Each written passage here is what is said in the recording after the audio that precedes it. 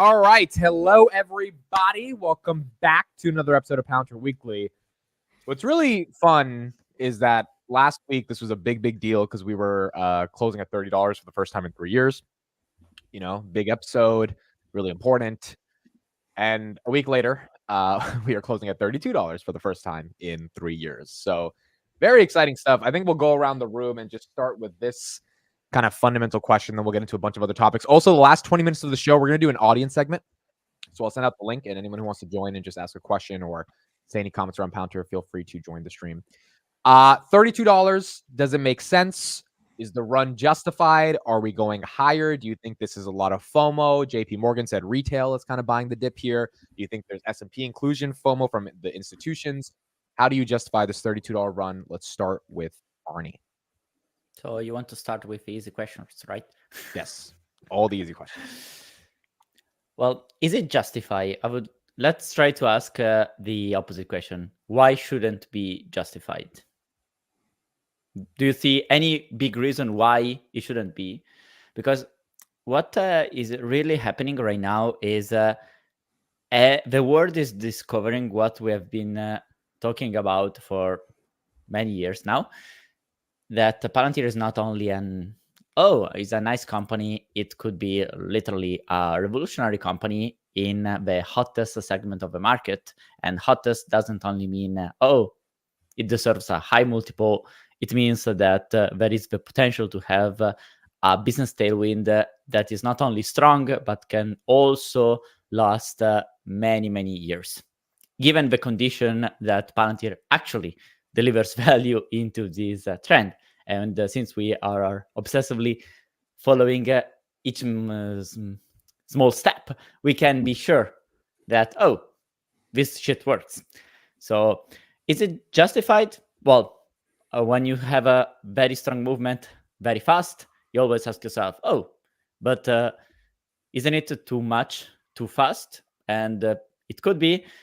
But personally, I think we are just entering now in the phase where we can say, now the stock is hot. On my side, this is not a price I would be happy to pay. I'm happy to pay prices like last week. It was literally last week where we started at minus 15. And so for me is do nothing. If something crazy happens, I'm happy to reduce, but I'm more in this is the moment to let it go. Okay. Vince, your thoughts on this $32 run? Well, I have this feeling that the stock is like a little bit expensive, but it's so interesting because I recalled it that we were all on Rocket Lab Weekly when the stock was at $15 and we felt the same way. And then the stock went to $20 and then we felt the same way. I remember we had this big panel and talking about who could be buying at $20.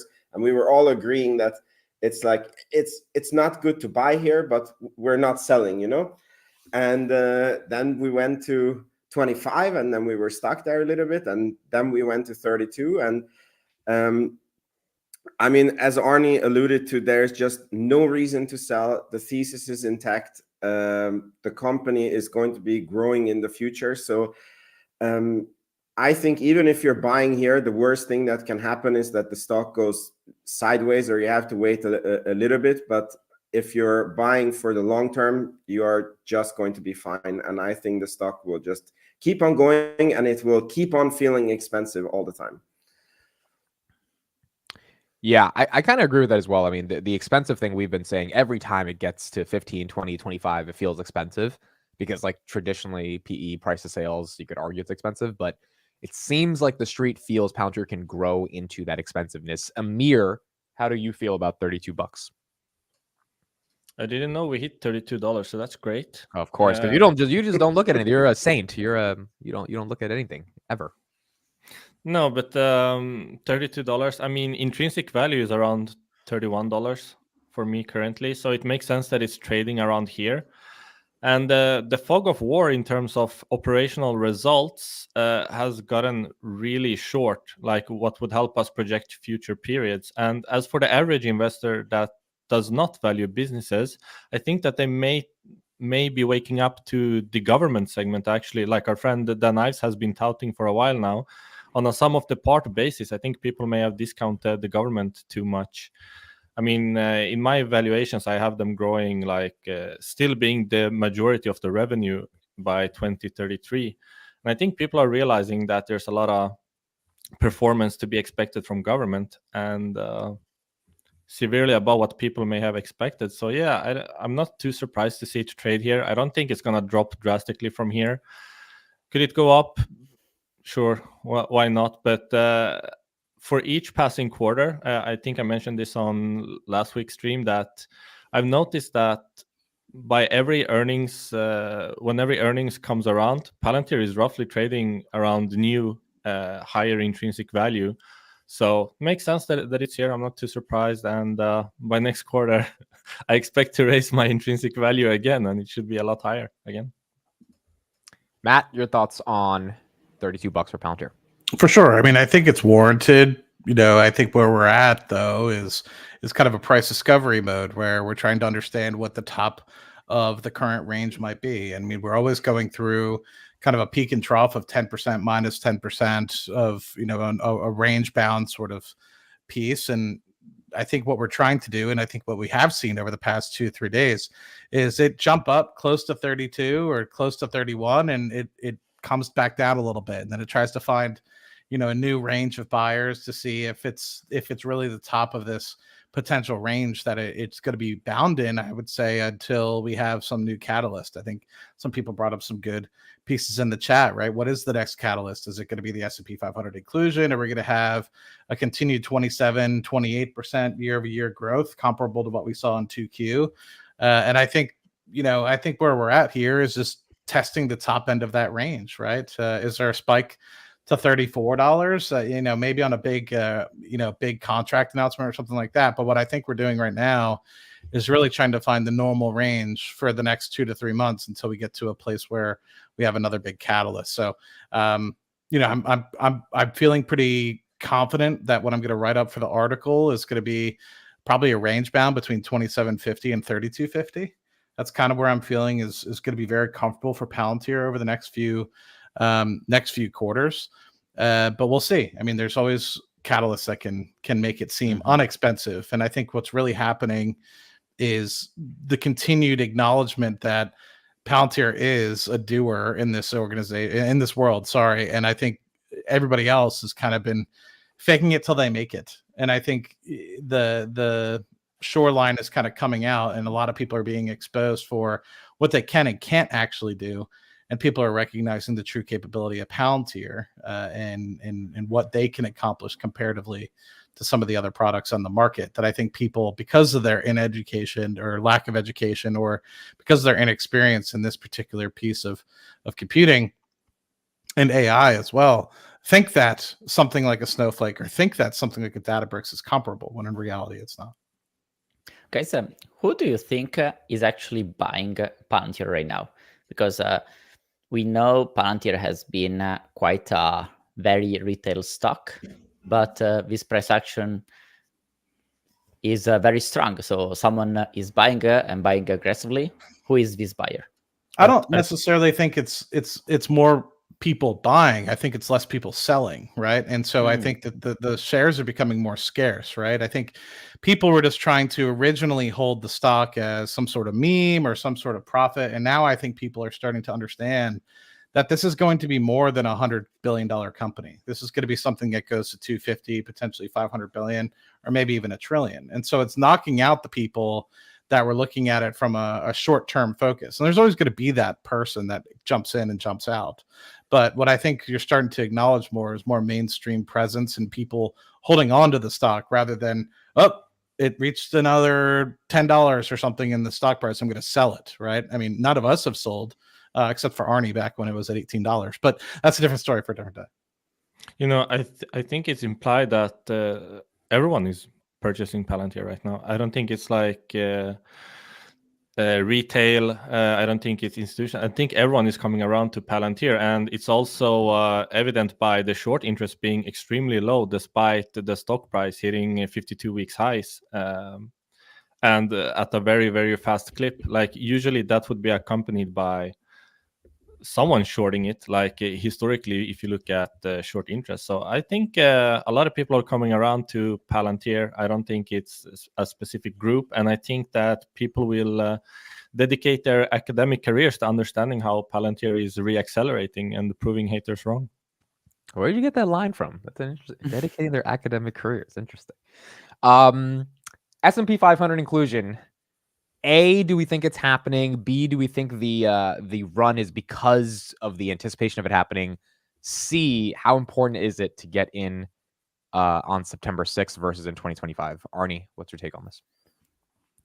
Well, entering the S&P 500, I think it is more a thing that matters for us to shareholders, because we have been dreaming this so much for a long time, since we started having like 4 quarters of gap earnings. We are here. Come on, let's get in. Come on, let's get in. And now many, many quarters have passed. I think 7, 8. So it's like a lot now. Now, does it really change anything for the company? Not really operationally, but it does affect the visibility that the company could get. So there is some business value to be unlocked, because when they present themselves to a potential customer, it's like, oh, we are not that meme, unprofitable, trash consulting company that people describe us with. We are a pristine S&P 500. So we belong to the cluster of the biggest and most important 500 institutions in the US, while also being crazy profitable, while accelerating growth. So that already puts clients in a mind of, oh, these guys are actually serious. Now, for shareholders, this would mean if we get accepted finally, probably a big jump short term, like it happened essentially for Airbnb, Blackstone, more recently Supermicro computers. So it's like typically when you have the announcement, you have some more price action, people buying because, oh, if Palantir will enter the S&P 500, I need to buy it before it actually enters, so that I can front run the institutions that will have to buy. Now, does it really change the dynamic of the story? I think not really, but we need to think one thing always when we deal with Palantir right now. A few months ago, I described something like the AI hype can become real. And what I mean with that is what previously was not affecting Palantir, when Palantir became popular as a meme, that was, oh, you're popular, but you can't transform that audience into business value, into money for the company. But now Palantir has the way to capture a high interest. So whatever additional positive feedback loop of information creates further feedback loop for the business.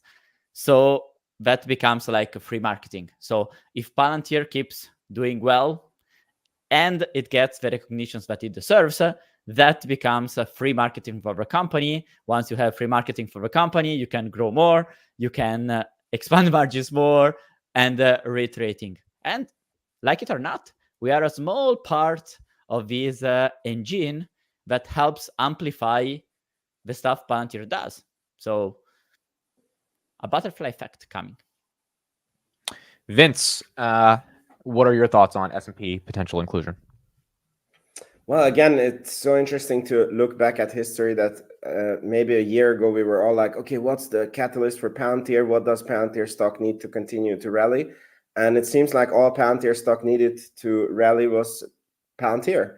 And they have been like, it's so nice that the stock is rallying because the company is doing good, and it's not rallying because S&P 500 inclusion or interest rate cuts or whatever. Like, we're actually going up because we deserve to be going up. So to be honest, I don't care anymore if we're included. Like, it's going to happen sooner or later, but we are up 96% or something year over year without S&P 500. And sure, we get a little bit of bump, but the stock price is mainly driven by what it actually should be driven by, which is the company performance, and I'm very happy with that. Amir, your thoughts on S&P 500 and if it matters or it doesn't, like Vince said? Last rebalancing, I think a lot of people were expecting to see Palantir join in on the S&P 500, but that's when we just hit 4 quarters of operational profitability. I mean, we have now 5 quarters of operational profitability and 6 quarters of net profitability. So I understand that we weren't included the last time if the criteria is 4 quarters. I don't know what the criteria is, what the board looks at when they decide who's included, who isn't. But I also try to look at the implications in terms of inflows by being included in the S&P 500. And let me tell you, it's a real rabbit hole to try to calculate what it would do for the enterprise value of the company just being included. And after a few hours, I came to the realization that it doesn't really matter besides serving as a short-term catalyst for the stock price. And over time, the stock will trade in line with intrinsic value with or without inclusion. So I decided to just not care about it. So I'm more in line with Vince there. Yeah, I agree. If the stock was struggling, then like that would be a catalyst. But it's very hard if the stock's up 90% year to date to feel like we need to get into the S&P 500. I'm sure it would create more stability from an institutional side, but it's not like it's super, super exciting. Matt, any thoughts on S&P 500? Yeah, I think everyone hit some pretty good topics there. I think the thing that I didn't hear, though, was I think it's going to help provide a floor and really reduce the volatility from a downside perspective. Like things like the massive drop that we kind of saw for no reason, going from like, what was it, 26 or 27 all the way down to 21. I mean, granted, the rest of the market dropped 8-10%, but I mean, that was like a 35% drop in a matter of a couple days, and it just didn't make sense. So I think with it being more aligned with the S&P 500 and being included in the S&P 500, I think it'll remove some of that alpha to the downside and would really help folks with a longer term time horizon that are, I guess, a little bit more skittish. And I think it will open it up to a new range of investors. I think there's a lot of folks out there that are fearful of investing in companies that aren't necessarily in the S&P 500. They look for that stability. They look for companies that have been profitable for 4 quarters, and it might not come up on their radar unless it's actually inclusive of the S&P 500.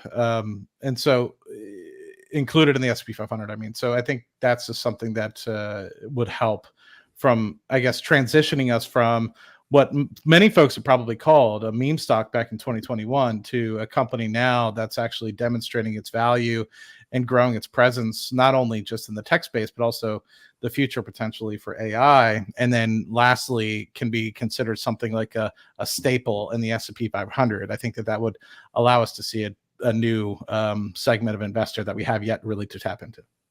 Do you think that if the inclusion happens, that would trigger a lot of comparison between Palantir and the existing big techs, meaning that there would be more discussion of, can this company actually become one of another behemoth?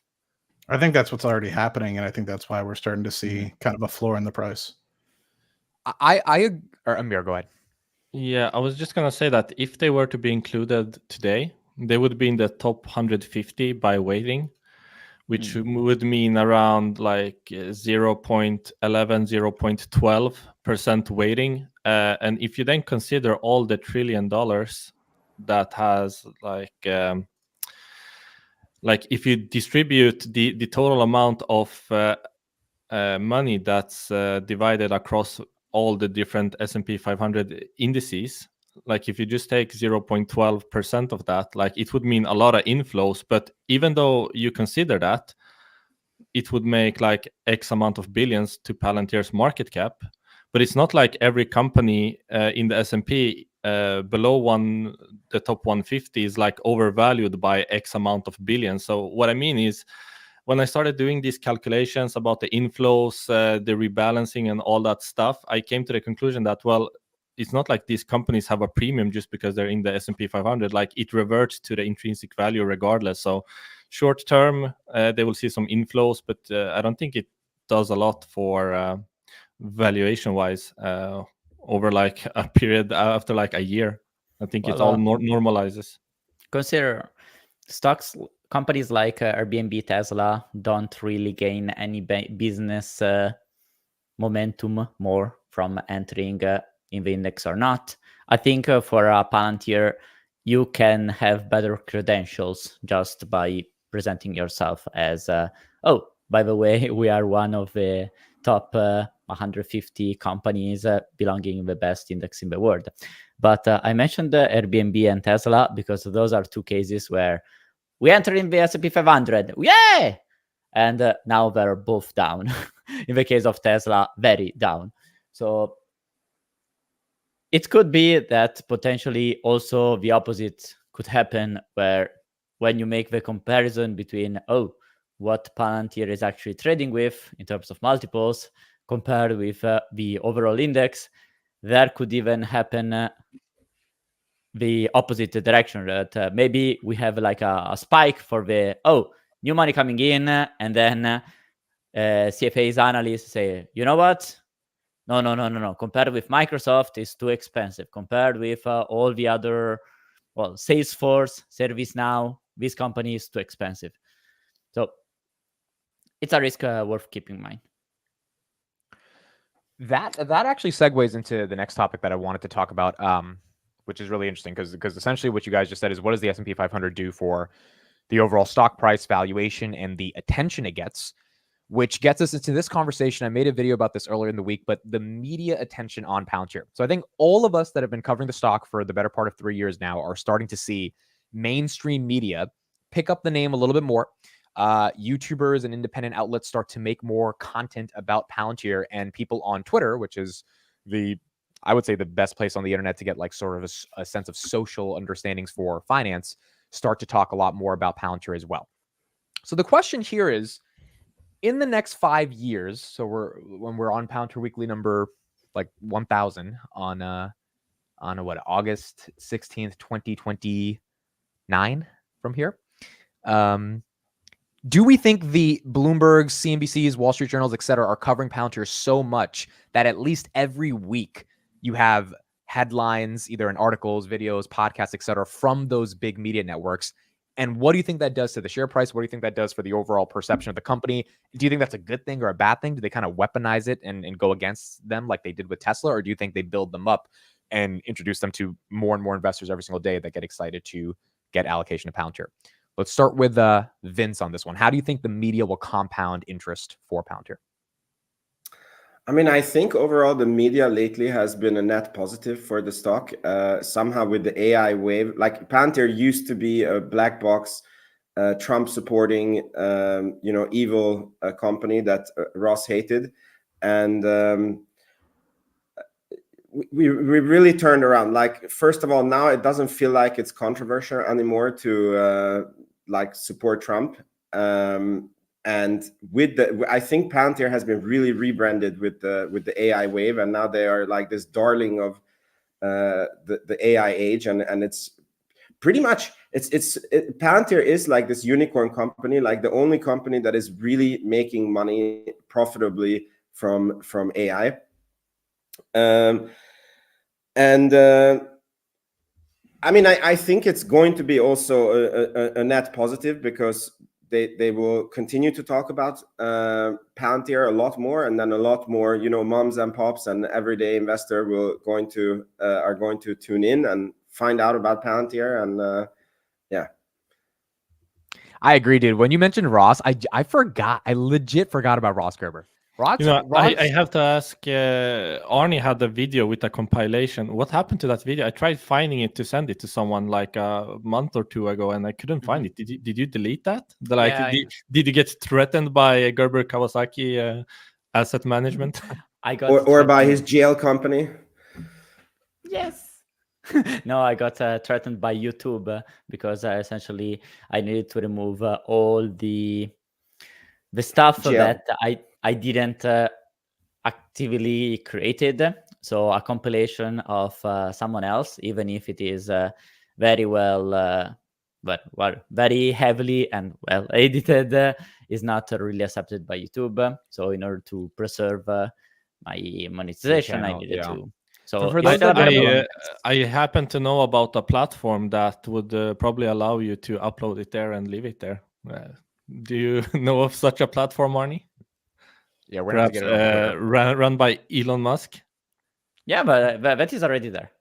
Oh, Is it's it? there? Oh, Yeah, can we pull it up? Can we watch it, Arnie? Can you, do you Just have that platform is This not is like- searchable. Search sucks, but everyone needs to see this compilation. And remember, I was helping Arnie compile this like 2 years ago or like a year and a half ago, and Arnie didn't even include like 40% of the clips. Like there's a lot more of clips. Well, so hold that he on. Let didn't me. include. While Arnie's looking for that, because Elon Um, hasn't fixed Twitter, it's going to take him a couple minutes to find it. So for those that don't know Ross Gerber, he's this dude that bet on Tesla early, and that's how he kind of made his name for himself. But for those that are new to Palantir, he called Palantir. He said they were the equivalent of Nazi Germany. So this is a video that I did, Arnie, while you're waiting for your thing. Look at private. This is a 34-minute breakdown back in January 2022. I'll put the link if anyone wants to watch it. And Dave Lee had to actually take this down because what he said was so crazy. But I caught it before Dave Lee took it down. This is what our boy said. At least is one of the things that he said. What they call Yeah, I have a beard in this video. It's a little old, but here you go. I think it's part of Arnie's link. Gandalf over here. It will I be mean, it's there. a private You chat. found it, Arnie? Did you find it? Yeah, yeah. Okay, perfect. All right, let's just play that because you have everything else. Oh, it's on Twitter? Okay, perfect. Here we go. All right, so this is the compilation of all the things. It's a 5-minute video. Okay, so sit back and relax. This is And the type it's of media missing coverage. like 5 more minutes. Let me tell you.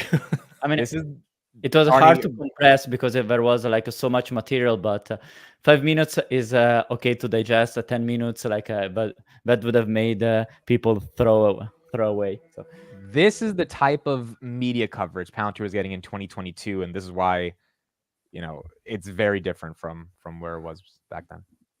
is one of the most evil people. Just look at it. Just look at this guy. Alex Karp is one of the most evil people. Just look at him. Just look at this guy. He looks like the devil. I support American strength, but I do not think we should be outsourcing our CIA activities to a private company. Now, I don't want to go into it any more than that because they attacked me, and they attacked me viciously again after my last comment. Okay, but that's the way this world works. If you want to know some shit that you don't really want to know, so I can't talk about it. I literally just can't talk about it. It's just not worth putting my family at risk.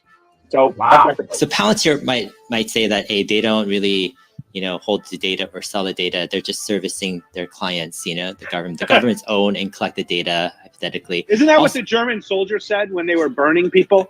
that Hitler, they were just doing a job. They had no idea that they Well, were okay. burning Okay, humans. so- I think it is literally the worst company in the world.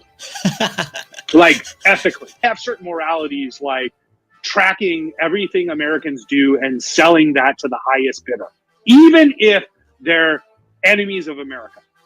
Now, Palantir and the president of Palantir is basically the for-profit CIA. That's what Palantir is. So over the last 10 years, and it was kind of founded through the Mercer family and the whole misinformation campaigns that brought Trump into power. So Palantir's roots are in tracking all of our digital histories, making profiles. So they have a profile of every American. So they have your profile and everything you do, and they track everything you do digitally, and they do it through nefarious means. And then they take these things and they sell them to companies and governments and foreign spying institutions. And there are no ethical boundaries at Palantir who they will and won't sell information to. So to me, they make Facebook, which I hate, look like Boy Scouts. Russians only understand strength. They don't care about Guy negotiations. doesn't know What about the Biden security needs at to do Palantir at is all. put fucking CIA in there and put the Palantir people in and start fucking whacking them. Okay, let me explain to you. They gather data on people and they sell it to third parties. How much can they grow when they only back supposedly U.S. allies, and like I just don't understand the business. Like companies buy data from them, and I don't know. I don't. Companies buy data from Palantir. Isn't that what they do? They gather online profiles on everybody. Palantir It's like isn't that's what saving anybody. I Facebook don't is. see It's not fucking Palantir saving Ukraine right now, are they? What are they doing? So yeah, I can like hire Palantir to do like profiles on all my clients and stuff like that. I don't want to talk about Palantir. I have no interest in that business. Let me give you an example. Like you live in Bulgaria, and the Bulgarian Secret Service hires Palantir to do an analysis of social media in their country. And what they want to do is they want to figure out who's reading the most articles that are against the Bulgarian government. So they get this third-party data. Oh, who exactly is going to keep the Bulgarian government? Now, if you know how they treat people in Bulgaria who don't follow what the government says, it's horrendous human rights abuses going on right now. Okay? Palantir would have no problem selling them this data. Where's the accountability? Who are cashing out on you, who don't give a about you at all, you know? Like if you think they care about shareholders, you're smoking serious weed, okay? But I can tell you the weed companies care about shareholders, and that is where I'm going to make 10x. They're full of crap. If a CIA guy tells you something and you just think that's true, you're listening to the fucking worst people in the world. You think that what they're telling you is true? Yeah. Okay, that is not the way the world works. Yeah. That's not the way the world works. Yeah. Would you rather have a closed government, that does all this data, surveillance do that. on their own versus, more of an open Well, system? they all do that, and then they have Palantir to supplement all their data. But nobody's paying Palantir the big dollars that they're getting paid because the data is absolutely amazing. Yeah. So that's why they make the money. Yeah. Because they know more. Well, Palantir also argue that it's not they're not bringing the data; they're bringing the analysis, the AI kind of analysis. Right. Like these are the specific people you need to jail if you want to stop dissent. So they just give you the full analysis of where your problems are. Trust me, companies do this too, and they hire. I'm sure Facebook hires Palantir to go through all their Slack messages to see who the problem employees are. And then they pull up all the data on the problem employees and the demos, and they're like, "Oh, we won't hire people from Seattle anymore," or whatever. The way it works, man. Got it. The world isn't so nice. I mean, I think Palantir first. They don't go to. They're not servicing any country that's not aligned with, let's say, the U.S. or Western countries. How do we know? This is part of their mission. And so what he does is he spends his day figuring out how to track your TikTok so that he knows everything about you, and then he sells it to anybody. So it is the most un-ESG company you could own if you care about ethics or our society or the basic rot, the tech rot of the stealing of our data to sell not only to consumer companies, but foreign governments, many of which are enemies of our country. There is not an opportunity for us to buy Palantir. I'm sorry, I can't do it. Hey, listen, I'm all for it. You want to own Palantir, that's fine. I hope you make money.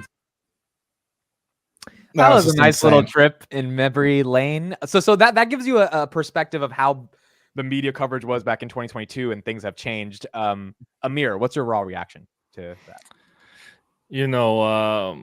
I was part of tracking those clips, and there's a lot more. And I think people miss this because that specific part was sped up. But he actually said to Meet Kevin that after he spoke negatively about Palantir, that he and his family got threatened by Palantir. So he can't talk about it anymore. Like, did they send Chad over there to rough him up or something? Like, what? Yeah. Did he pass early on, like 2006 Palantir? Like that? Yeah. And they didn't have the opportunity to invest. And so he's trying to burn it to the ground because, I don't know. Could be. But in terms of Ross Gerber, just quickly, he used to do, like, some of those clips were from his monthly shareholder letter. So he launched his own ETF, like it's the ticker is GK.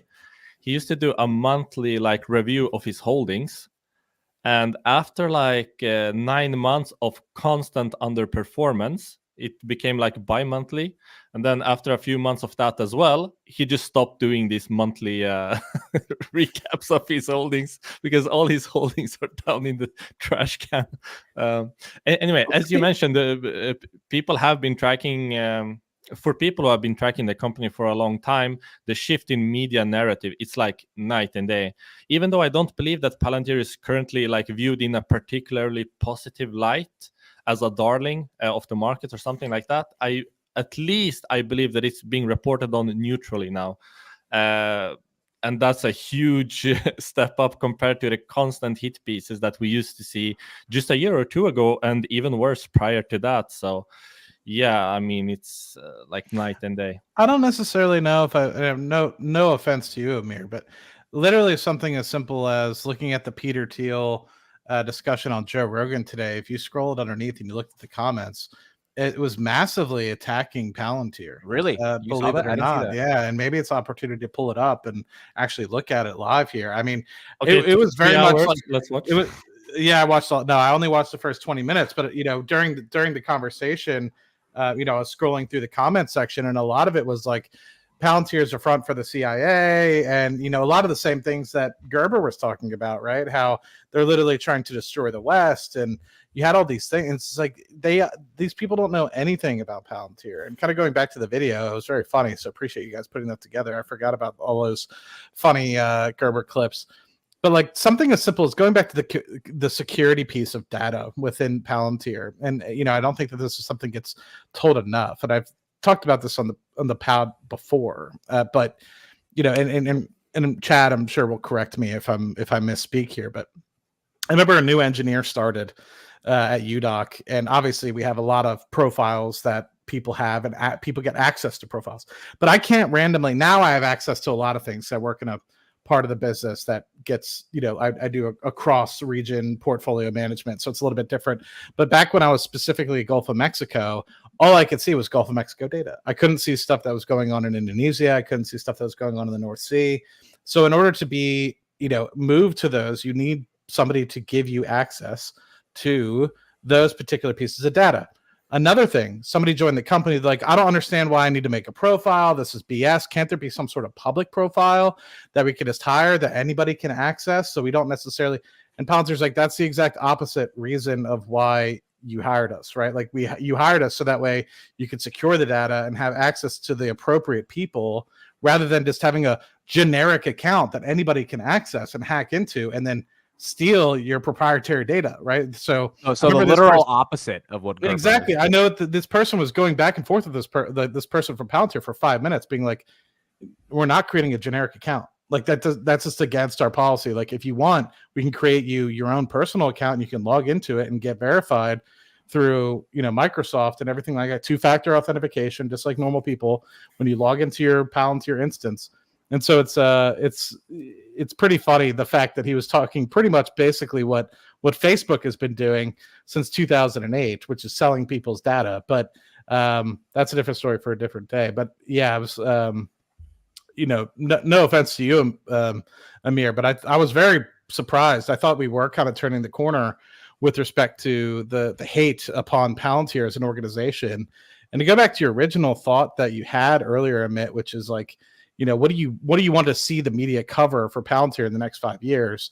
This country has been so divided, meaning the United States, and to be very frank, also Europe and the United States relationship as well, has been so fractured over the past 20 years that I would just love an opportunity to gain some of that pride that we had within, the great work that we had done since the fall of the wall of globalization, right? And I feel like we're taking steps back over the past 3 to 4 years since this pandemic kind of occurred, of relationships really deteriorating, relationships between Russia and the US, between US and China, between even independently NATO countries. I think it's just continuing to deteriorate. So for me, maybe not necessarily what I think is going to happen, but I wish happens, is that Palantir gives an opportunity for us to reunite and gives us that group and say, hey, we should all be working together as one team rather than trying to focus specifically on our own country's interests. Yes, your own country's interests are extremely important, but for the greater good of humanity, for the greater good of the world,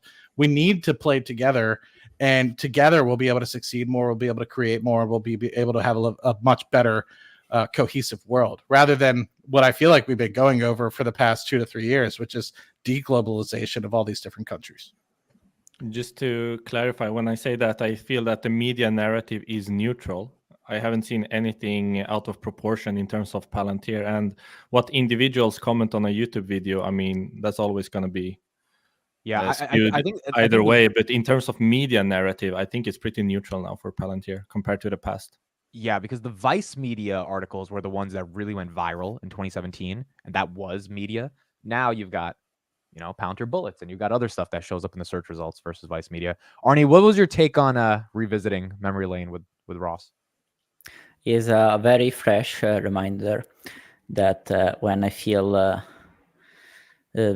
sad, when I feel I can't make it, then I need to remember that there are people giving money to this guy, and actually a lot of money. Like this guy manages, along with his partners, 2 billion. So if this guy, which has the capability, the analytical capability of a monkey, actually, I think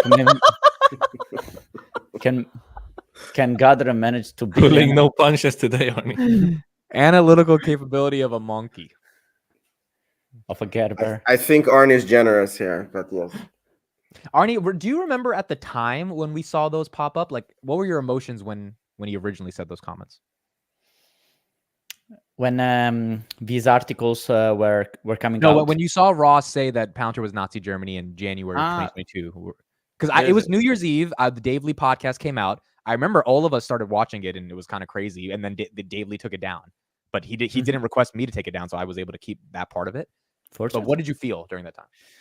Well, I think him speaking that represented exactly what I wanted to see as an investor. When you have a lot of uninformed people with very strong opinions, wrong opinions, that is where you can bet very aggressively.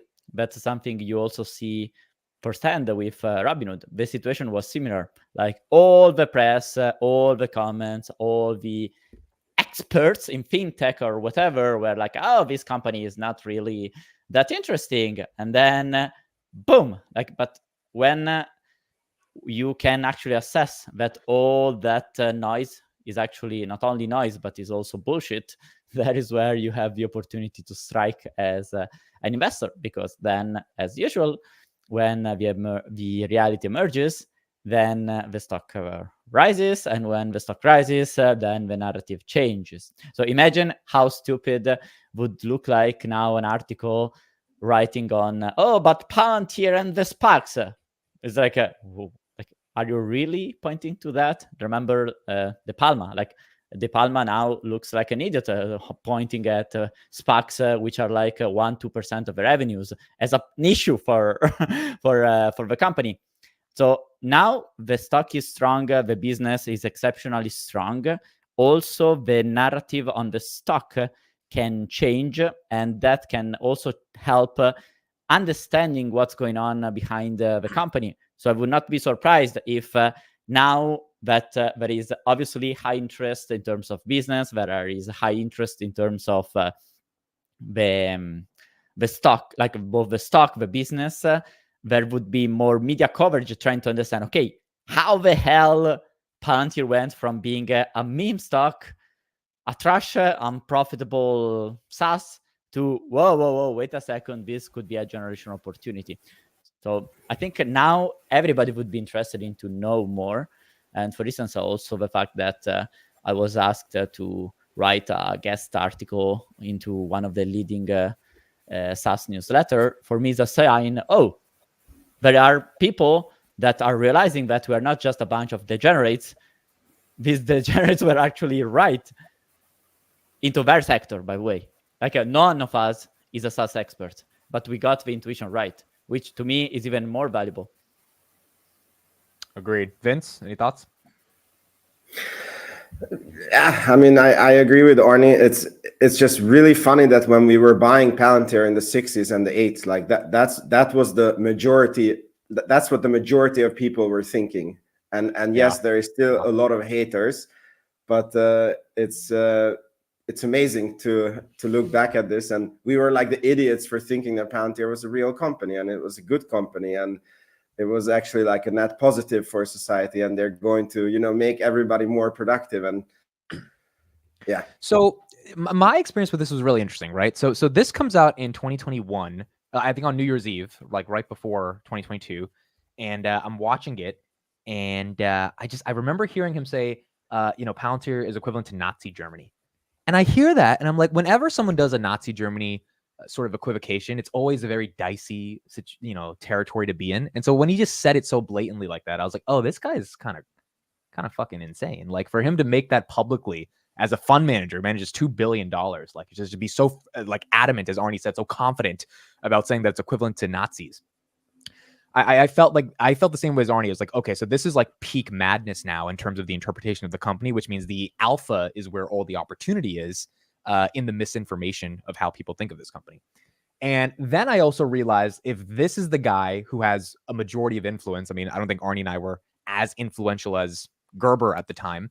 I think it was really important for people like us, independent content creators, to fight back against that. And I think that was important, because when we posted those videos of saying, hey, here's why this interpretation of Palantir is really stupid, or hey, they don't even sell your data, like that's Facebook, Amazon, and Google, that's not Palantir, like just blatant lies around it. I think that helped people who were buying it at $6 and $8 be like, oh, that guy's just stupid. Like, even though he sounds smart and he has billions of dollars, he is stupid. I think, and my prediction is, in the next 5 years, there will not be 1 week that goes by without Bloomberg, CNBC, Yahoo Finance, and Wall Street Journal not mentioning Palantir. Just like now, every week they mention Tesla, pretty much every other day they mention Tesla. I think Palantir will be looked at in a positive light, because AI will become real. Palantir will be the core AI SaaS play. NATO and defense spending will become more important. Palantir will play a bigger role there. And I think that means for shareholders, that's really important. People actually care about this company. They're going to care more about the company over the next 5 years as the media keeps covering them. And I think that will have an effect on the stock price and influence new people to get interested about Palantir. It just might take the next 5 years for that to fully play out. Let me ask you this question. Do you think the media coverage Tesla had helped the business? I think in the early days, like 2019, 2020, it did. But then Elon got very political after the pandemic, so like 2021-ish. And that's when the media started going against him. Mm-hmm. So we can even argue that, okay, this is B2C, but there is some impact, like some causation effect between the two. I also think, yes, the overall market has slowed down, but Elon Musk becoming from hero to a controversial hero that speaks too much, makes too much noise and chaos, didn't really help. Yeah, as in the example here, it's not that Palantir is not like political. They've obviously taken political stance. Karp, the stuff he says on Israel, very explicit about that. It's just that I don't think it's as polarizing. So when Karp says we support Israel, or he says short sellers are high on coke, two controversial statements, but not controversial enough for the media industrial complex to tear you down. But Tesla, that's going against the oil and gas industry, which is funding a lot of the media, and then B, being so explicit for Trump, which is why Peter Thiel, I think, has pulled back on the Palantir stuff, because he knows that when Karp goes to talk to some random dude in Finland and close a $10 million deal, it's really hard when that guy is hearing Thiel and Trump in the news, right? It's just hard politically to get that done. So I think Palantir taking a step back away from the politics stuff, and I don't think they're going to get back into it in the next 5 years as explicitly as Elon is right now. That's probably the media not taking them down. I'm going to say something controversial. I think that Elon Musk political is going to help, and is probably helping Tesla sales, because think about it, like he was, when he was only a Democrat, like probably almost every Democrat who wanted a Tesla has had one. And who is the people who don't have Teslas yet? It's the Republicans, you know. And I saw this video about Farzad, where he said he was making this analysis that, like, when you're the CEO, you need to appeal to like a new big group of people that don't have your product yet, right? And then when he switched more into the Republican, it's like a group of society that has not been traditionally thinking EVs. And I think that it's going to, because I don't think it's like, I don't think, like, yes, the snowflakes are very loud, and sure, there has been like a lot of people, or, you know, like, let's say if 0.005% decide to not buy a Tesla because of Elon Musk politics, because it's a lot of number, it becomes a lot of people, like, I don't know, 50, 500, 5,000. But it's a very, very small percentage who is extremely loud. But the media doesn't talk about all the people that is more on the right side that decided to look at Tesla because of Elon Musk comments. And I think that there's more of those than the people who ended up not buying Tesla. Do you think Carp is starting to get appreciated by a bigger sample of people that previously hated him? Amir? Well, I was just gonna add to the previous that there's a quite stark difference compared to Tesla, where there are a lot of alternatives to Teslas, but Carp has on multiple occasions spoken out like, people don't like me, but you can't afford a PowerPoint when your life is on the line. Like, he is multiple times quoted that people like have a very bad impression of him after meeting him. He might be like polarizing in some people's eyes, in some conservative eyes, and people still realize that we need the outcomes that the solutions provide. We need the edge. We need the numbers, and the impact the software has speaks for itself. I mean, we can all relate to the not PowerPoint, a presentation of businesses that have adopted Palantir and willingly speak like, okay, this is how it impacted our business, all for their competitors to see. I mean, that's quite huge, especially considering that he's quite a polarizing guy. I mean, not maybe quite to the extent that Elon is, especially not as far reaching, but I think there's a big difference. Like, Vince made a great point about Tesla. I haven't even considered that, like endorsing Trump. I don't believe that it's like strategic by Elon. I do believe that his concerns for the Democratic Party are legitimate, but the effect of that could be very positive for Tesla, as you mentioned. I haven't even considered that vertical of introducing a whole new group of potential buyers. Maybe we already touched it previously, but very shortly, do you think Palantir has some political risk going into the elections if one party wins over the other, or it is a completely, let's say,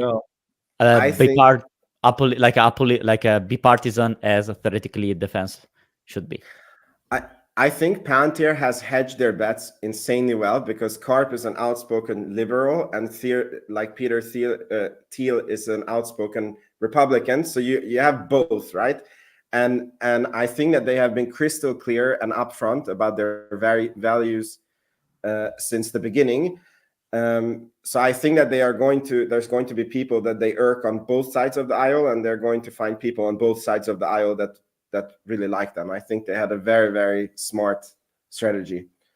And I think, I believe it was during AIP Con, either the CNBC or Yahoo Finance interview of Carp. I think he was asked this specific question, like, under which political side, like under which president would Palantir do better? And he straight up said, well, we've been in business with the government for over 20 years, and we haven't seen like a material impact regardless of who's been the president, either right or left. And as you mentioned, they're hedging their bets with the two co-founders being like right and left leaning. And in terms of like government like when you're talking military, like DoD, roughly around, if the numbers are still accurate, from 2021, it was estimated that 77% of US government revenue was from the DoD, the defense.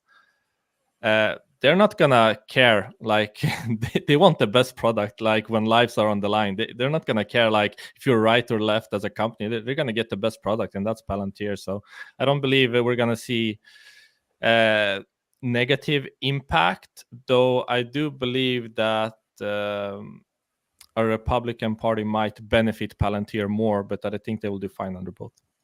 I agree. I think that the media proliferation on Palantir is going to be massive.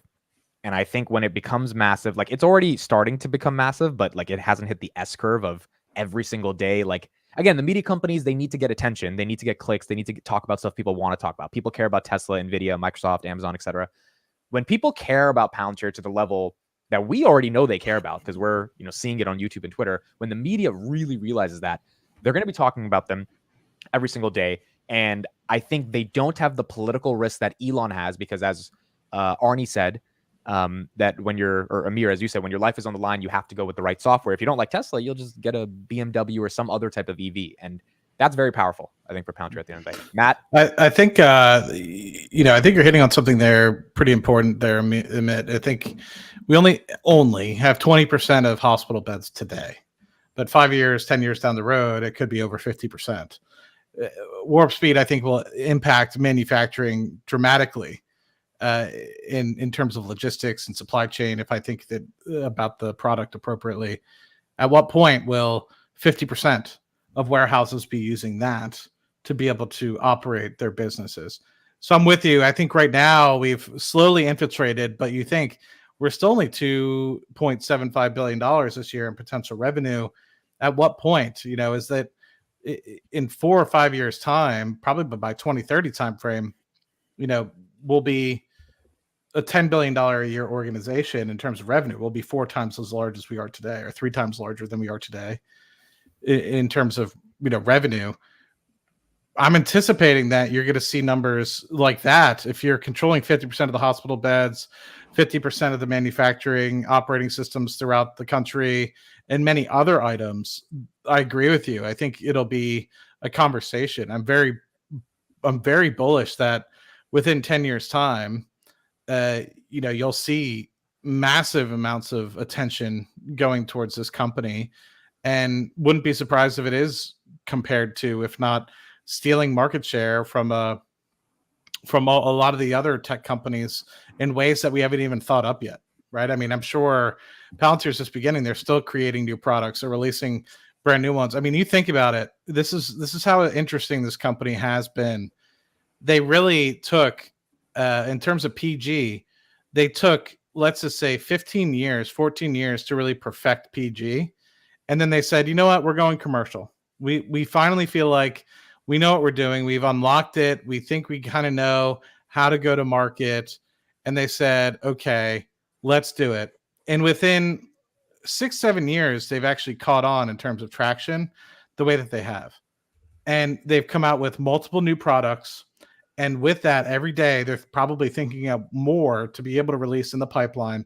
I would love to see the year span of between now and 2035 and what products they think they're going to release when for Palantir.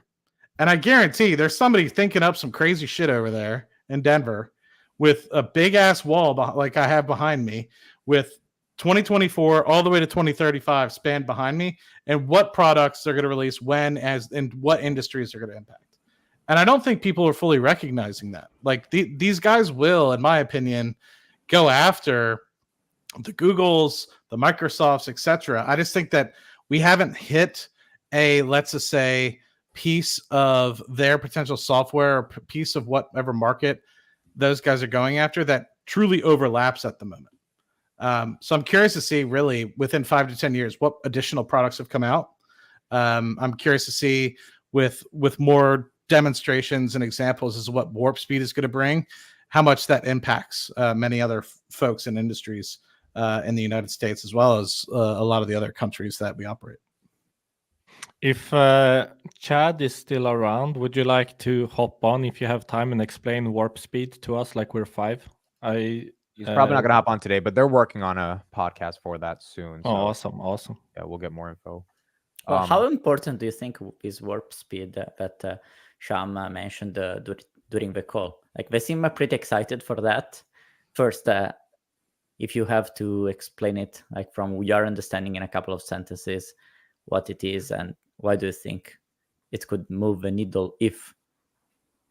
Well, if we believe American manufacturing is important and that we've had too much manufacturing go off seas, and the Panasonic deal is kind of the perfect embodiment of factories that are digitally native in regards to being more efficient and streamline their operations, then there's a massive opportunity for American manufacturing. So to me, warp speed is just one product inside of one vertical that they've realized is so big, they're turning it into a standalone product along with AIP in Gotham, trying to brand it also as like this really big industry they can tackle.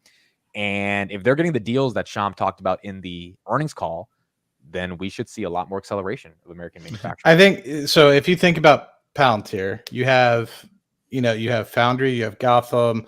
Those are legit standalone operating systems. You have Apollo, a legit standalone operating system. AIP sits on top of those things. Warp Speed is another one of those, right? So when we're talking about these things in the future, like when we talk about FedRAMP and we talk about OSDK, like those are things that fit within existing operating systems that are already there. This is like another column underneath the roof. Like this thing is going to help support the future growth and be a fundamental piece of going forward. So I'm honestly kind of curious because I only have experience in Foundry, so like it's going to be kind of tough for like, because I'm kind of curious. It's like I don't have any experience in Apollo. I don't have any experience in Gotham, but I can see how something like a Warp Speed can be organized to completely be different than what I do on a day-to-day basis, because I don't really deal with inventory too much. I deal with data flows more than sort of inventory, but they're different ways of, I guess, data in their own sort of right. But it's interesting enough, and in my opinion, Palantir probably wouldn't put their stamp on it unless they truly thought it could be a multi-billion-dollar business on its own. We got chatter saying manufacturing, even in new facilities, are highly fragmented among MES, IoT, ERP, PMs. Instead of us just layering on top of those, think about replacing all of them with an integrated system, which sounds like a standalone product that's going to be very, very exciting if they can sell that effectively to the American manufacturing enterprise and replace a lot of stuff. The way I think about it is like, you probably have GE products, you probably have Samsung products, you probably have all these other random things that communicate in their own sort of way, that distribute data and communicate through different applications. And the thing that I think will be beautiful is if you have all that coming through one succinct sort of way, so that way when you're a floor operator of a warehouse or you're looking at, a particular machine that goes down, you have the ability to, and the thing that's beautiful is something that we use, and I don't know if I'm saying too much, Chad, but we use something called Apex within UDoc, and that basically is like a train of, and like a model of a 3D model, or I guess an AI model of where the flow systems of our basically process train go. And so if you have a piece of equipment go down, you'll need to figure out a way to bypass that to be able to keep up your manufacturing. And so I anticipate Warp Speed is going to be something that builds in those sorts of pieces of AI that literally has a 3D or a computerized model of every single one of your pieces of equipment. So if one piece goes down, they know exactly not just a part to replace it, but how to best optimize your production floor, knowing that that piece of equipment is going to be out for a month or 2 months or 3 months, depending on what kind of long lead you need. And so I'm kind of curious to see if that's going to be implemented to it. All right. We've got one more segment left on the show. First of all, thank you to 600 people being here on a Saturday. I think this is the most we've ever had on a Palantir Weekly. So I think it's ironic. We're talking about media, more people caring. I think everyone, will see that more people care over the next couple of years. We're going to bring on someone on the show that has been a fan of the show, fan of Palantir for a while, and we'll do more of these audience segments in the future to hear from you guys and get your thoughts and opinions on Palantir. Welcome to... Let me just shout out store.palantir.com before we forget. Oh yeah, dude. Okay, so I forgot to do that segment, but we'll talk about that more next week. We get a little commish? No, I'm just kidding. Palantir launched merch, store.palantir.com. I did a whole video on this with one of the employees a couple days ago, but Iliano launched this, and you can now rep merch. I saw that you were giving out vouchers for the store, so I've already calculated the impact on the net income for the next quarter. You might think it's a little expensive, $91, $41 for a shirt. They are selling it at cost. There is no profit from this, and it's made in America, so it is a little bit more expensive to manufacture this stuff, but it's really cool stuff, and you get to rep one of your favorite brands, which is Palantir. Real quick, let's talk about it for 5 minutes. We got Tomas in the background. I'll get you on in a second, but just to address it, for those that feel buying a shirt from your favorite stock is cringe and wearing it like Amir in his hat right now, Amir, what is your take to people who say that's cringe and that's just a weird thing to do? I don't understand it at all. Like I've been blocked by this clientele on Twitter, so luckily I've been spared. I've seen a screenshot here or there, and oh, you mean there's people on Twitter that are dedicating their entire life to tweeting about people having hats from their company and why that's a bad thing? There's people doing that actually. Really, No, people are wasting their life doing that. Really? It's kind of insane to me, that, especially when you're a fan of the company. Like, how can you find it cringe? And the funny part is, I made a tweet recently about how I find the whole aesthetic part of Palantir like really attractive. Like, the logo is cool, the color scheme is cool, like the merch looks good. Like, this is not just like something thrown together haphazardly. Like, this is actually legit stuff. Like, I would be happy to sport the clothing and the caps and stuff like that. Like, so let me ask you real quick. Someone like, what's the argument? Like, what's their argument? Like, what's someone who's dedicating their entire existence to hating on people wearing hats from a stock that they actually care about and a company they care about, and aggressively doing it to the point where it's like becoming a lifestyle for them. What do you think is going in their head internally? Do you think something's wrong in their personal life? Like, why is that happening? Is this like therapy session, like psychologist? No, I have no idea. Why are people doing this? The legit answer I do have is that I'm pretty convinced it's mainly just for attention. Like, what else could it be? Like, they can't genuinely go to bed at night and be like, hats are ruining the company. Like, there's no way. Like, I think it's specifically for attention. They're taking a stance. They're part of the community and they're going against the grain. It's getting a lot of attention, and I think that they are upset about Palantir employees interacting positively with parts of the community, but not them, because perhaps they are a bit polarizing, stuff like that, and then they just feed into that and like raise that as a point. Because I've seen them go at Eliano, like he's doing amazing work for the community, and I think it's simply like feeling left out and just wanting to get attention. Like, this is the only reason I can think of. Arnie, your thoughts on people saying it's cringe to wear merch? Well, I'm absolutely aligned with Emir. That seems someone is desperate for attention and trying to, hey, I do exist, so let's take the opposite direction. And it is sad that these people actually come from the community itself. But I can talk more about this kind of not opponent, but like the skeptic.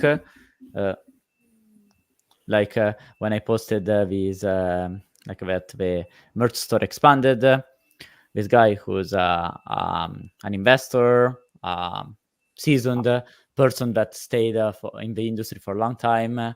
I'll read his comment out loud and then you can respond to it. So he says, really, to be honest, the merch store from a SaaS provider resonates like a red flag to me. Maybe I am too old. I always got this kind of merch as an attendee of all the software conferences. And there is nothing wrong with that, like with being a skeptic. And I can see the angle he comes from, because this guy worked in finance, and we need to think that all finance people tend to have the same kind of mental attitude, because that's the environment where they lived, is an environment where they all think the same. So once you have something that goes out of the ordinary, they lose the ability to actually understand what's really going on. Remember when Palantir was down, like all the not all, but 99% of institutional investors were like, oh, we can't touch it because it's too controversial. We can't touch it because people say it's pie. We can't touch it because it's unprofitable. So it's like the herd mentality in finance is very strong, and they struggle to understand, to accept something that doesn't belong to their own mental framework. And it is true. Like no other SaaS company is really selling hats. But an interesting question could be, what other SaaS companies could actually sell hats well? Because selling hats, everybody can do that. But how many SaaS companies can actually sold out in like literally no time? Like 2 hours. This morning, well, yesterday morning for me now, I wanted to buy the white t-shirt. Oh, sold out. I wanted to buy the gray T-shirt, VM, still sold out. It's like, wow. Just to interject, I got reminded of something like on my Instagram. I've been getting like ads like Lehman Brothers risk management team and stuff like that. And I was thinking like, well, the other only SaaS company that could sell merch besides Palantir is like CrowdStrike outage.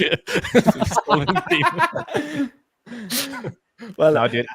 Snowflake, we share your data. Yeah, exactly. Connecting the world for free. I think the people that are against the Palantir community, and there's a small minority of them, but for some reason they're very vocal about wearing hats and wearing merch. I think they're so wrong. Like they will look back on this in 5 years and realize how ignorant it was to say that if you like a baseball team, as someone said in the chat, or a basketball team, and you want to rep their logo on your shirt, and that just makes you like feel proud because you care about that team. Same thing with a company. Now, I know a lot of people have a more emotional experience with Palantir because there are certain values that bring people together that you might not have about like Microsoft or Amazon, because those are just investments.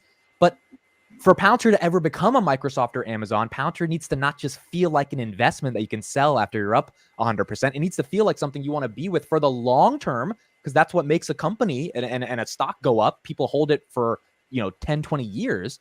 And you need a cult-like mentality around that, and merchandise only reinforces that. And we have one of the best investor bases on the planet in terms of the retail community. So I think it's a very positive thing, and I think the people yelling are wrong. It's a culture, right? And I agree with you. I mean, that's one thing that you'll recognize. If these guys ever come to your office to help you build, Palantir Foundry or Gotham or whomever, maybe Warp Speed into your place of business, you'll see and feel that sense of culture. And it's something that I was very impressed by. It wasn't like a superiority complex or anything like that. It's just these guys are different. Like they're built different. And I think that that's something that I align myself with. And I love that strong culture about the company.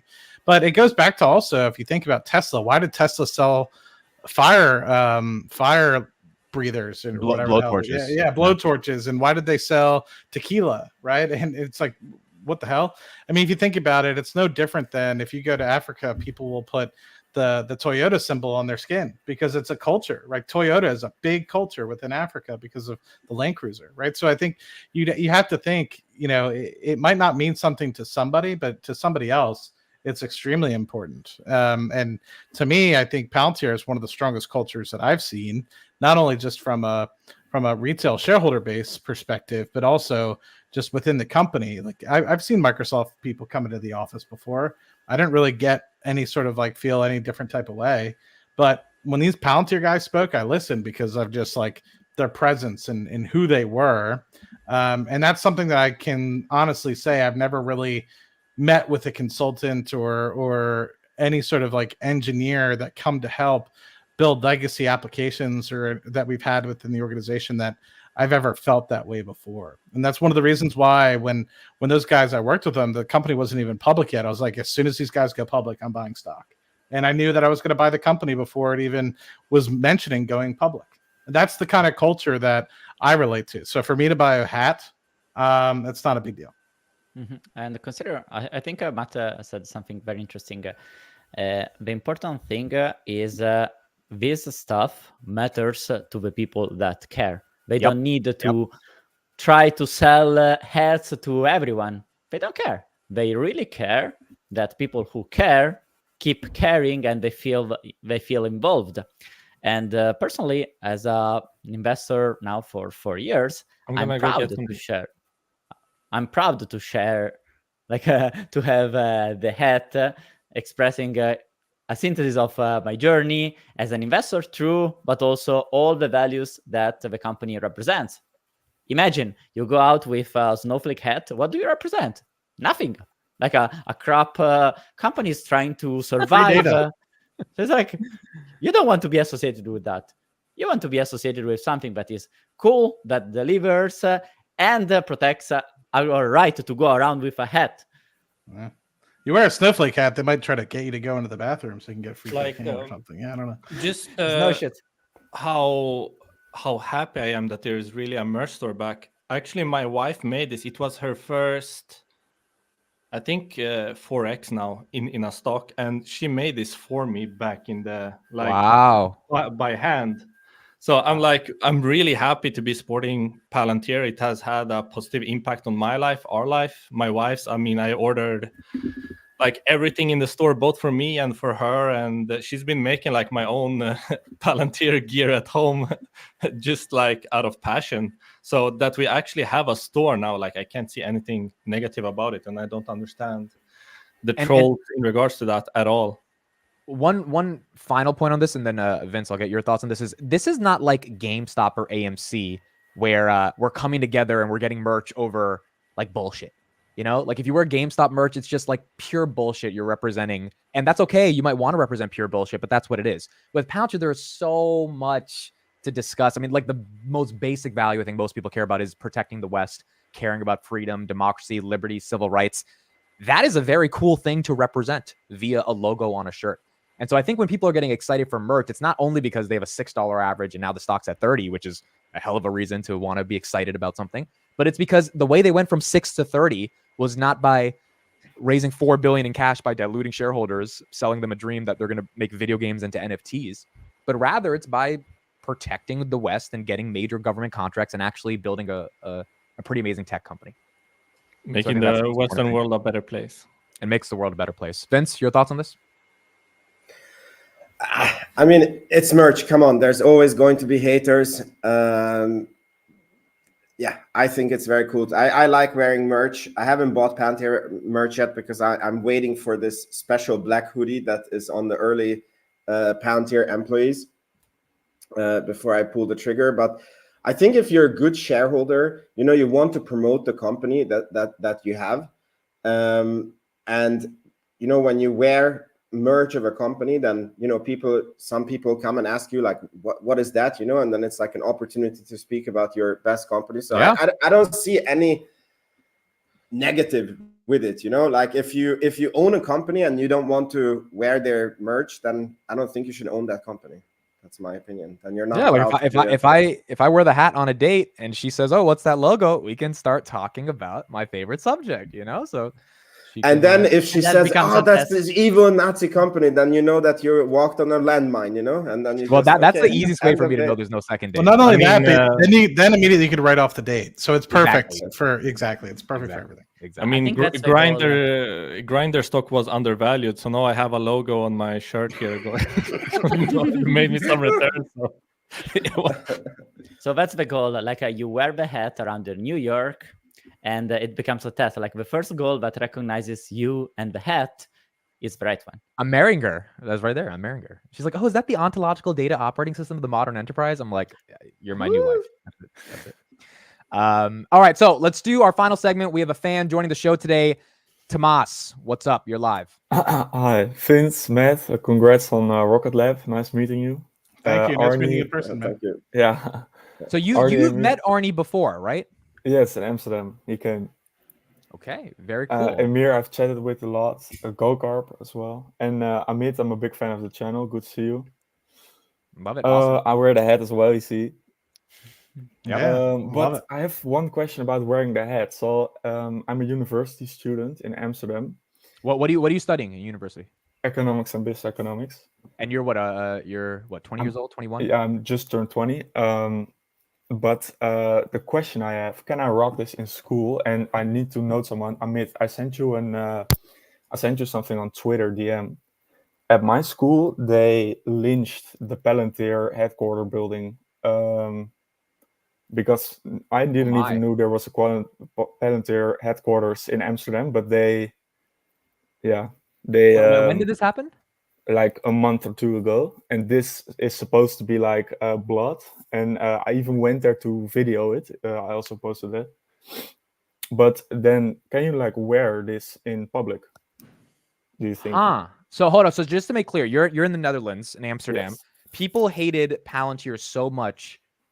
Was this because of the Israel support? Yes, like, what is the? Yes. Yeah, and also like the Skynet, Peter Thiel, angry company, like 2 months ago, and this is not 2020 or something.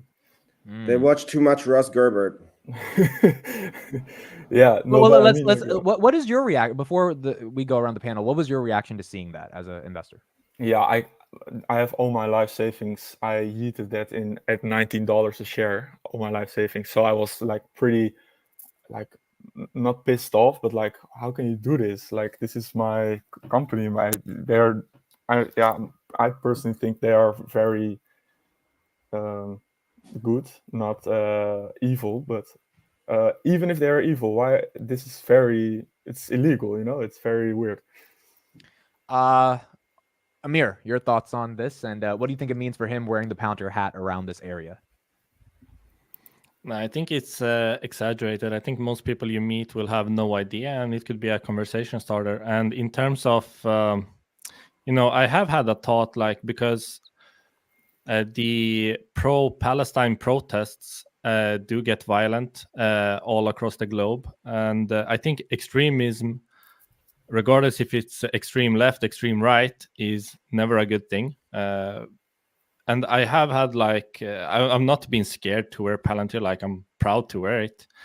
But I do believe that it's easy to get lynched if someone recognize it among a violent crowd. But it's like I could get lynched for being mistaken as being Jewish. I don't think a lot of people will recognize the logo. I mean, I associate the Palantir with good values. I associate it with Lord of the Rings. I mean, there's only positive association from my side. And I mean, it's sad to see that. We know that Palantir headquarters have been protested at throughout history various times. Now more so less, considering that people are actually starting to understand what Palantir does do and doesn't do, as we touched before on the media narrative. So no, I don't think you should be scared. I think it can be a great conversation starter, and I don't think you're in danger. And if you are, just give me a call. I'll fly out. Back Don't wear it to a pro-Palestine. Don't do that. Protest. Don't poke the bear. Yeah, definitely don't do that. Yeah. And Amir, you need to calculate now the impact on profit margin of cleaning that mess up in Amsterdam. As I saw the picture, I was already in Excel. But see, none of us knew about that. So I guess the media coverage of that wasn't massive. I'm finding out for the first time today. Yeah, nobody knows about this company in my home country, so it didn't spread. But I also want to say one thing, guys. So what I learned is that the only way that the economy grows is by either population growth or innovation. And you have the 0 to 1, 2 types of innovation, the new ones or the spreading of the innovation. So Palantir went new, and now they are spreading innovation. So do you guys think that Palantir maybe can have a meaningful impact on economic output for a country as a whole? Meaning, do you think Palantir can be legitimately increasing the GDP via their products of a nation? For example, you could see America increasing and Europe staying behind in the coming 10 years. And could you attribute Palantir to that? Who wants to take a stab at that one? I mean, I think yes. The debate is like the to which degree, right? Because I'm 100% that Palantir is improving the productivity of a company, and even if you improve the productivity of a company, that they are part of the GDP, and depending on how big that company is, it might be like a 0.0001% improvement. But I think Europe, as a fellow European here, there's 4 Europeans here and only 2 Americans, by the way. But like Europe needs to figure something out, because we don't have population growth and we don't have innovation. And the US, I think, has both. So and we are not so. We do have goes to America anyway. So yeah, and I think, Thomas, I think this actually ties in a little bit to your first kind of note about the reason why the headquarters may have been attacked. So I'm not going to get into the pro-Palestine, Israel sort of debate. Kind of leave that for folks that are a lot more into the world politics than I am, because I'm definitely inept when it comes to that. But I think there is an underlying piece of people trying to promote things in a negative light because it is disruptive, and it is actually something that is changing the way that things have been done in the past. And I think there's a lot of opportunity that is being, or a lot of potential being taken away from other folks that were so used to sitting on their laurels and being able to do things the old way. And now you have a company that's forcing folks to innovate and forcing folks to be on top of their game, which is Palantir. And so I think that adds on a little bit to why you meet some skepticism from like the folks in the UK about the NHS deal, other folks in Germany that weren't necessarily for it. I think it shows that there's a different way of doing things, and sometimes change is very scary for people. And with that, I think it ties into your question about, yes, will it help innovate? I definitely think it will. But also I think with that, and I see a lot of people have knee-jerk reactions as well within our own organization when Palantir came in, but also I think it's a knee-jerk reaction for a lot of people because it is a big change, and it's a new way of thinking. It's a new way of actually interpreting data. It's a new way of actually executing things going forward. And so much of the world was built over the past 150 years, and the technological revolution that we knew, that when you have somebody else coming in that does it better, and it's saying everything you know is wrong and this is the way that you should do it because this is starting from the ground up, not starting from the 70s and 80s when a lot of these operating systems and old historic systems were built on computers. This is the way to do it for the modern enterprise and going forward in the 21st century. That's scary to people. And I think that that's a lot of the pushback that we see addressing the first part of what you asked, but also addressing the second part. I believe it'll have massive implications on innovation, both from a growth perspective as well as a spread perspective. So, Matt, do you know about this Antonio Linares guy? He says like the way we've been doing capitalism did not change, and we just wrote things on paper, and then we did it digitally, and nothing really changed. And now with the ontology, there's a fundamental change in how capitalism is structured, with the way a business is set up, with the digital twins and the data monitoring, live, robotic. It's a new way of capitalism. Do you think it is that big? Like this is the new way of capitalism, and this is the only way forward? From my observation, yes. We went from a SCADA system that pulled in a lot of data, and I'm probably using the words inappropriately, but we pulled in a lot of data, but it was so regionalized. And you have to think, UDOC is a $100 billion business plus, and they do hundreds of billions of dollars of revenue per year, and having disparate data systems and disparate ways to interpret data if you go to a different country is very impactful. Somebody's going to spend time having to reinterpret how to use the tools. Somebody's going to have to use time how to reinterpret the data. Is it in feet or is it in meters? Is it in Fahrenheit or is it Celsius? The age-old problem of imperial versus the metric system. And that kind of gets eliminated and allows you to kind of just get back to business and actually creating productive pieces of work and actually generating output rather than kind of having this inefficiency that we've been so used to in capitalism. And it's a step forward from being on pen and paper, to the digital age, which obviously was a step up. But I agree with you. Having this universal language is really going to allow us to focus on and get down to what's actually important rather than these inefficiencies of things getting lost and not organized appropriately.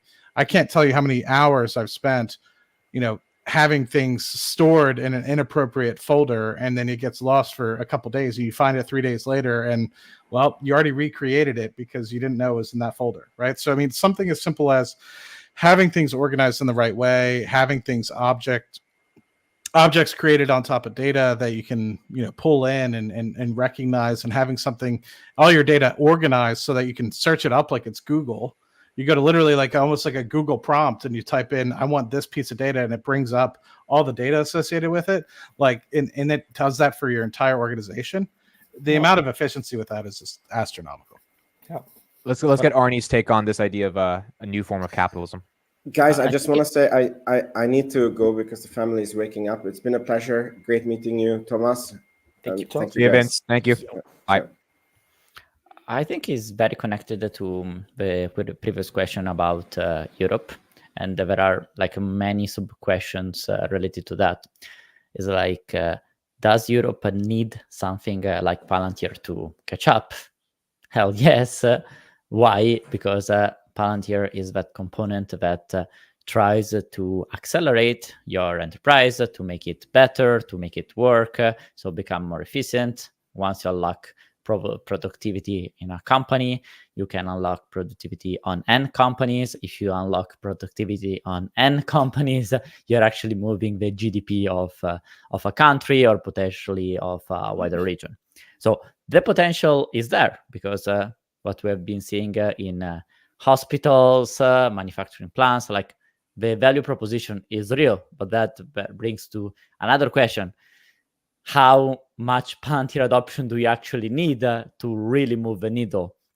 And that's essentially the $1 trillion question, because if Palantir can actually move the needle in terms of GDP of a country or a region, we're talking of a company that has massive scale.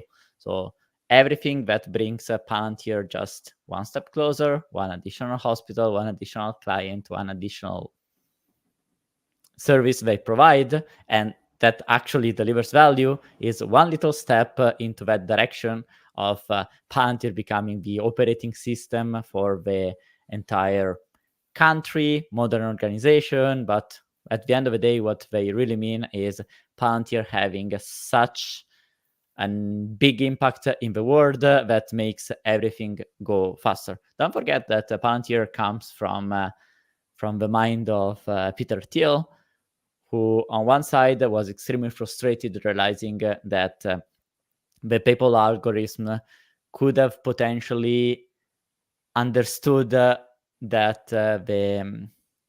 something was going to happen, like there was a high risk at a certain level, but the data was not really framed well. So the intelligence completely missed the picture, and we know what happened at 9/11. And on the other side, Thiel, in the recent years, seems very frustrated that the world is not really advancing as he wants. He famously said, "We were promised flying cars, and all we got is 140 characters for Twitter." So that tells you Thiel really cares of the world advancing, and Palantir fits perfectly with this. Now we have the big question mark, how Palantir can actually go there. And I would say with Foundry, all the products they have, they can do that. With AAP and the spiking interest in AI, now they have the opportunity to not only do that, but do at scale, creating a feedback loop that helps them literally trying to reach entire sectors. For instance, Amit shared again the clip of Mount Sinai. That is like one case of potentially many end case in the hospital sectors. We started from 0% a couple of years ago, 5, 10, and now we are more or less of 20% of the US hospitals using Palantir. Imagine this percentage going to 50, potentially, and potentially, I would go potentially, but it's reasonable. Like, if it is so superior, why shouldn't they adopt that? Salesforce, this kind of software is deployed by any software, by any company. So they need to have something like Palantir going forward. Will only be Palantir? Well, that's the monopoly question. And if we achieve these goals while also being the only player in town, that would also mean not only big GDP growth potentially, but also a big buck for us. Look, I'm not an expert, but I will share my observations in regards to the EU and Europe. And I think Europe's problem is more rooted in regulatory policies. Like, I don't think Palantir alone will allow Europe to catch up to the US, for example.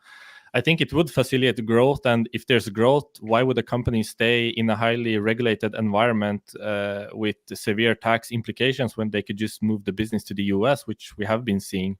Now, however, Palantir might show enough impact within the government side where they adjust regulations in order to allow for Palantir. For example, recently we had the whole debacle surrounding Germany and the Bavaria region, where they used Palantir, they lost Palantir and want to get it back, and so forth. I mean, we've seen NHS skirt the rules in order to implement Palantir. So that in turn may lead to government bodies waking up, but I think it's a long process, and I think Europe's problems are far deeply rooted than something where Palantir can just swoop in and accelerate GDP and economic growth to match something like the US or even our highly growing Asian countries. Sorry. And Emir, does the ontology Palantir changes capitalism?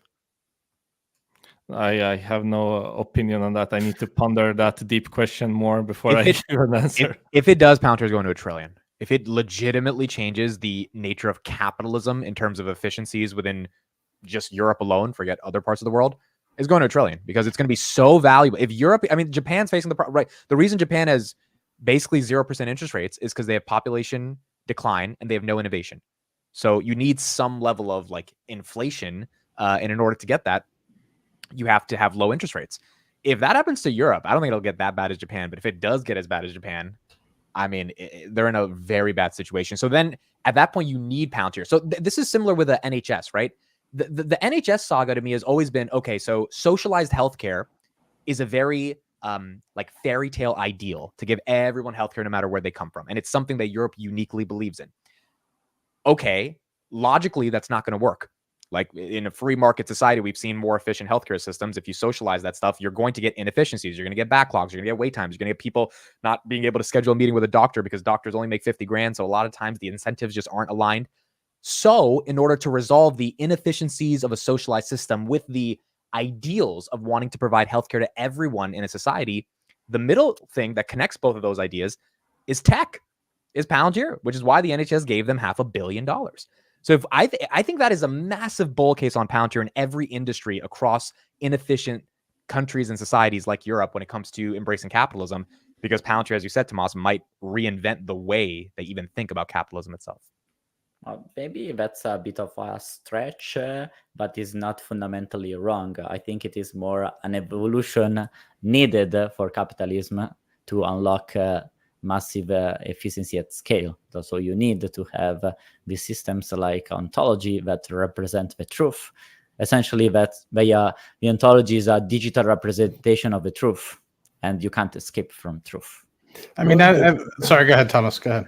But don't you think, Arnie, that the whole cloud and whole companies going online was a major revolution, but it still needed to be done manually, everything, and that this new ChatGPT combined with an ontology makes the cloud that we laid as a Western society, we laid cloud infrastructure for the past 10 years, that only now that will become very useful. Well, consider because it was just for storing data. And yeah, but it's fundamentally the same angle. Has the servers revolutionized capitalism? It is the next step that was required at the time. Has cloud changed capitalism? Yes, it was the required step that made the emergence of all software companies that we know as they are today, because just the cloud becomes a better way to manage these tech infrastructure at scale. They become less complicated to manage if you have them centralized by a few cloud providers, so companies can focus more into their business.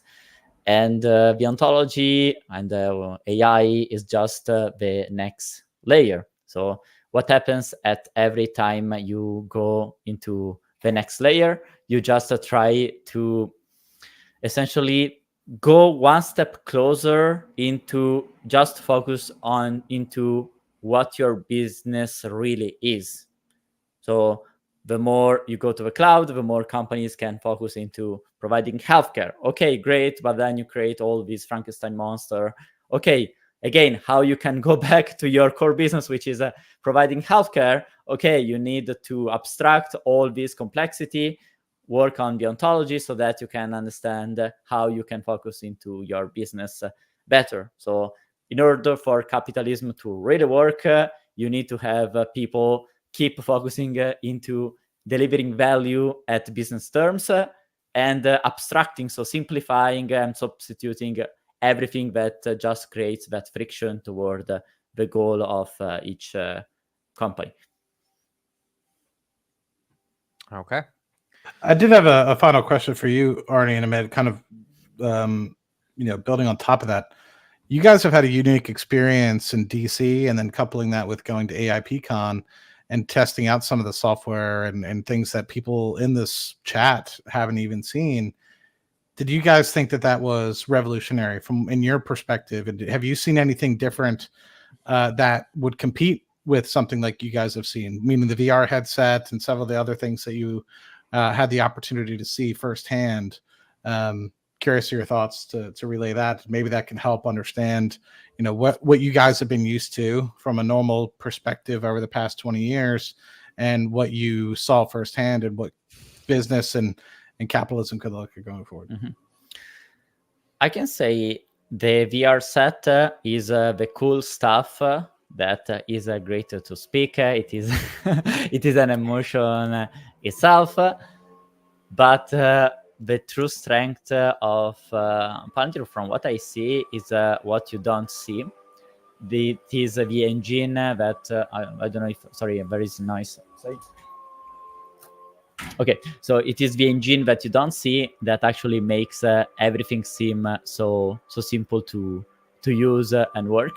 For instance, a simple thing that made me think is how easily then everything is integrated and reacting real time. That seems simple, but having control on what you see and potentially act on it, that to me is wow, because like the experience I had in the industry was in the financial industry, and the financial industry is quite retarded in terms of digital adoption. And like when you think of institutional investors, you think of crazy deep minds having all the most sophisticated software in the world, and that is potentially true for some few companies like Robinhood, Citadel, BlackRock. Okay, those are elite companies, but the average financial industry company is built on Excel. So I was shocked when I entered this fund for my internship, realizing that entire billions funds were managed only in Excel with macro in VBA. I was like, my expectation was there is a platform like Palantir that intrinsically gives you all the all the risk analytics. You press a button, it sends an order. So it was no.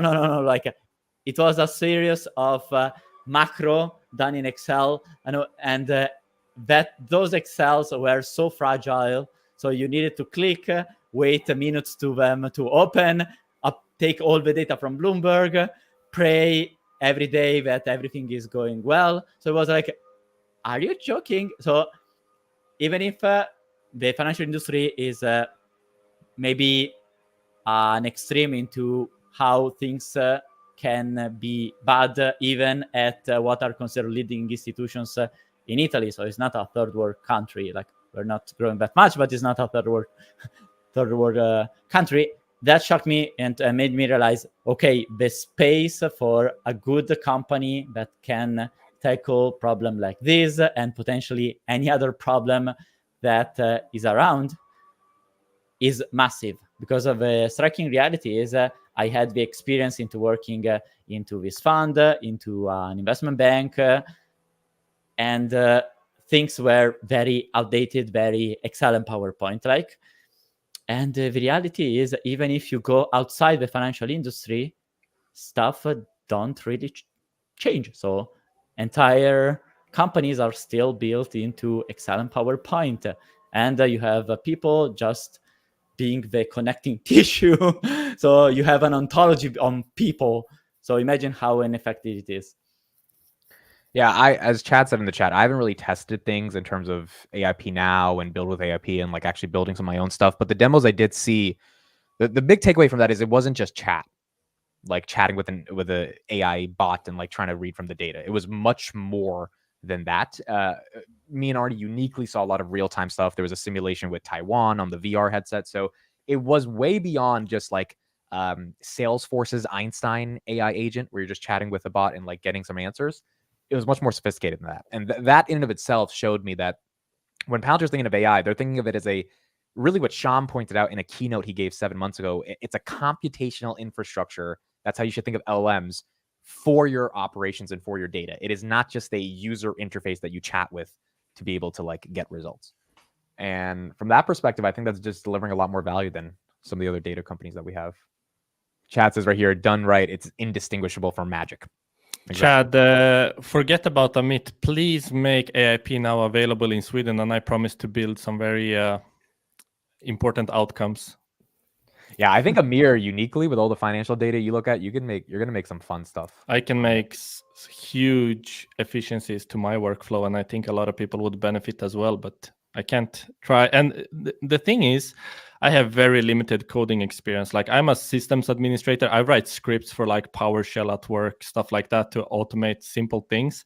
If I can build on AIP now, then I think anyone can build on AIP now. So I really want to test that theory out. Like we've seen a lot of engineers sit in AIP now and build stuff like that. But if someone like me can actually achieve some outcomes and some efficiencies using AIP now, then I think truly everyone could. So it's a good experiment to have me try to build on AIP now. So you have the responsibility of moving Sweden. I'm carrying everything on my shoulders. Yeah. Thank you, AI Money, for the $5 super chat. Really appreciate it. All right, guys, that's pretty much it. Tomas, thank you. How do you say it? Tomas or Thomas? How do you say it? Thomas. Thomas. Okay, I said Tomas. I was trying to be more European. Trying to be more European, but Arnie says Tomaso. Okay, perfect. Let me get one last question for you. How do you feel as a young guy investing your life savings at 19? Stocks done well. Okay, so a couple questions for you. Even more, I borrowed money to. Oh, okay. You didn't have to say all that. Yeah, Amir is like cringing right now. Do you want some Buffett quotes about leverage? I can pull them up. How do you feel about you're 20? I was 20 at one point in my life. Now I'm going to be 27. So I remember being a kid like you. What is it like being in the investment ecosystem? What content do you consume on the daily? Are you seeing yourself differentiated from other 20-year-olds around you? And B, do you have anyone to talk about with Palantir, or is it only just on YouTube and Twitter with the Palantir community? Well, first of all, you guys are really, if I watch the podcast, it's like you're having a chat with your friends. So now I'm here. That's very nice. I have one friend who I also met online, who's also a Palantir big shareholder. Who is my age, we very much think alike. And so we met up. He lives in Belgium. I live in Holland. We met up in Antwerp. Very nice. And yeah, it's very weird. Nobody's really doing this. I'm also reading a lot of investment books, a lot of business books, you name it, whatever, daily content, live streams, Daily Palantir. I also watch Joseph Carlson, financial education. I'm learning a lot about DCF modeling, those kind of things.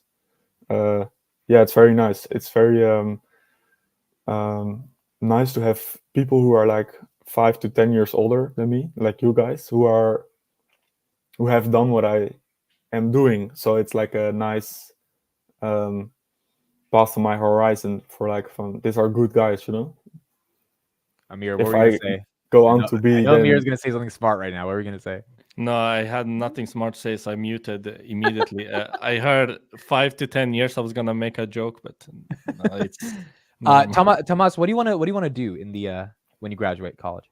Yeah, I don't know yet. Maybe 1 year like Arnie, but that's not a long run thing. So maybe creating really something. Do you want to work like at a bank or something, or at a hedge fund, or maybe for 1 year so that you get like drilled as like a military experience. Gotcha. But that's not what I want to do for 20-30 years. I want to create, you create value, but real product, real, something that you can touch. Even though information is really a product, more like. Have you ever thought about going into content and like starting your own creation journey? Yeah, I'm not that comfortable with that, but There's a lot of different ways. You don't have to be in front of a camera. Yeah. yeah. Oh. So I work at the Business News Radio right now as my summer job. This is like the Dutch CNBC. I'm an editor. So There you go. yeah, it's not as That's nice as creating I thought value. it would be. Yeah, it's really I create and I learn a lot. It's insane. Talking with the hedge fund boys of the Netherlands on the daily, and let me tell you, they have no clue. Is the content of that company mainly audio or video or on articles? Audio and articles. It's literally radio for in the car, and also articles. And we also have a newspaper, but that's not from us. But that's like a joint venture. Mhm. Gotcha. So Well, you're getting the basis. go ahead. Yeah. I just want to commend you. I mean, 20 years old, you're getting your feet wet early. I only wish that I'd done the same. I mean, it really took me till I was like 23 to really get where I was and start to get my footing. So, and I think if you stick with it and you learn from the right people, you'll have literally years. Unfortunately for me, I started kind of creating content on YouTube back in like 2017 with respect to finance, and there were so few people. I mean, Graham Stephan had just started out, and you might have had a few others. And I'm trying to remember the other gentleman who no longer really creates videos, who most of this does real estate. But if you learn from the right people, you can shave years off, and those years, can really be beneficial. I can't tell you the hundreds of thousands of dollars I've lost in opportunity cost by trying to teach myself something that I could have learned had I just listened to others earlier in my career. Yes, And I really so- want to thank you guys, and I Yeah. also want to thank you, Matt, for your Rocket Lab. I took some shares last week because of your videos with Vinci. I was telling Matt, he was I on my appreciate- show today. I was like, Matt, you're the cult leader. If people make money on Rocket Lab, they're gonna give you the credit, so you got to embrace it now. I do appreciate that, but it's the people like Chad, that work at Palantir, and it's the people like Peter Beck and the engineers and everybody that really do the hard work, right? I just Yeah, click a that's what I button mean with Yeah. banking. So like Yeah. it's like Palantir creates the real value, and then the banks evaluate. It's very good for the capitalistic system that everything is valued properly, but the value you're creating is kind of limited, Right. All right.